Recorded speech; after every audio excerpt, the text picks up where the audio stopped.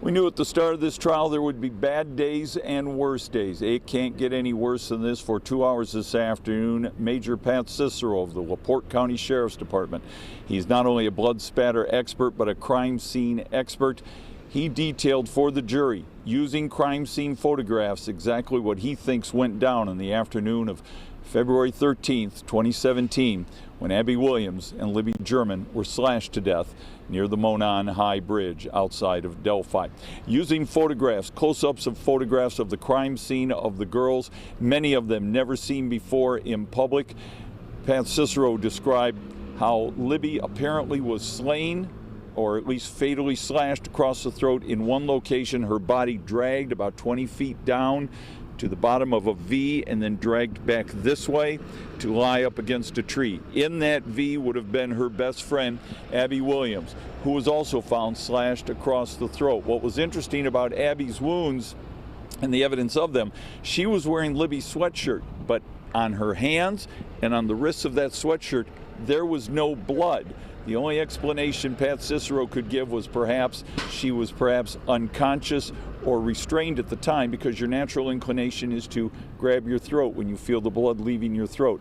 At the same time, Libby, up against this tree, her fingers were bloody. There was blood all over her, indicating that she was alive at the point she went for her throat. Perhaps she even wiped her hand up on a tree that was also nearby at the crime scene and was then left to bleed out up against that tree. This was the first time much of this information had been revealed in that courtroom. I was watching the jury. A couple of the older jurors, one older man in particular, couldn't bear to watch anymore. He looked down at the ground, at the floor. He looked up at the clock to see what time it was. He wanted out of that courtroom and out of that jury box as soon as he could.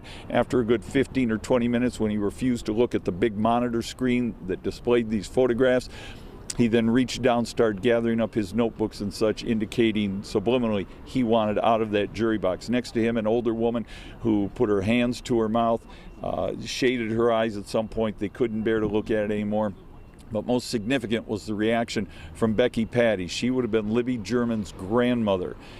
And when it was revealed, they said, we had crime scene photographs that were taken within 24 hours of the girl's death. There appears to be a liquid on on Libby's face. They asked Major Cicero what would account for that. He said, well, if it's not a stray raindrop, that's most likely a tear that would have come out of her eye at the time of her injuries and her death. At that point, I was looking at Becky Patty, her grandmother. She kind of rocked forward. She put her head in her hands. She was dabbing her eyes and coughing slightly. This was a very emotional day in the courtroom. It was a tough day for everyone there. This was preceded by testimony from a DNA crime scene analyst out of the Indiana State Police Crime Lab, who said there is no DNA linking Richard Allen to the murder of these girls. None on their bodies and none of the girls' DNA on the knives or the carpeting or the boots or the coat taken from Richard Allen's house when he was arrested in 2022.